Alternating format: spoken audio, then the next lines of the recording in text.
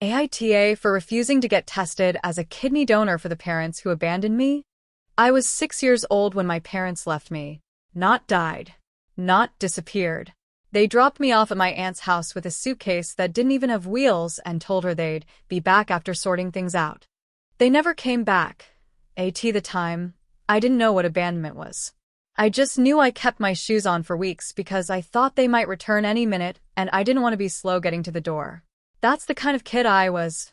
Always ready to be chosen. They never called. Never sent birthday cards. Never asked how school was. By the time I was 10, my aunt sat me down and told me the truth. My parents hadn't fallen on hard times.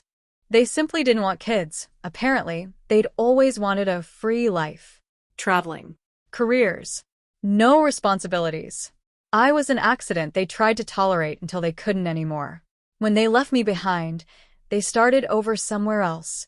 Together, child-free, and happy. That knowledge sat in my chest like a stone for years. Fast forward to 3 months ago. I'm 23 now. College student. Part-time job. Barely scraping by, but proud I'm doing it on my own. Then I get an email from a name I haven't seen since childhood. My mother. And apology. No, how are you? Just, we need to talk. It's urgent. My hands were shaking when I opened it.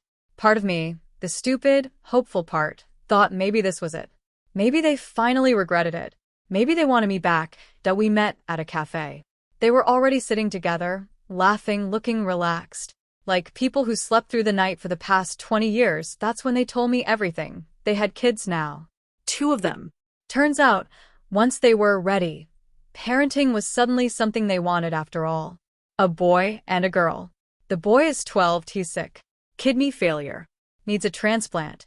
Then my dad looked me dead in the eyes and said, "Since you're biologically related, you're a good candidate." I didn't even process it at first. My ears were ringing. They didn't ask how I'd been.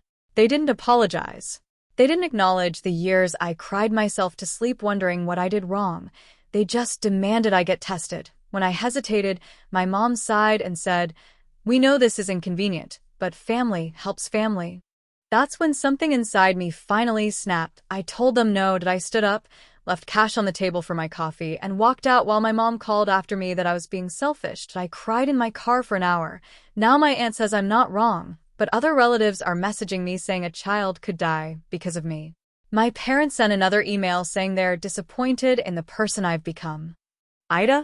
Update 1. I didn't expect this to blow up, but a lot has happened since I posted. After I refused, my parents escalated. Fast. They sent me medical articles about kidney donation. They sent testimonials. They sent guilt. So much guilt. Then my mom sent me a photo. It was the boy, hooked up to machines. Pale. Scared. Her message said, "Look at what your choice is doing." I broke down. I actually scheduled the test appointment. I thought maybe this was the universe forcing me to finally matter to them. But the night before the appointment, I couldn't sleep. I kept thinking, if I do this, what happens after? Do they disappear again? Do I just become the spare parts kid? So I canceled. That's when my dad showed up at my apartment. Unannounced, he told me I owed them. That they gave me life.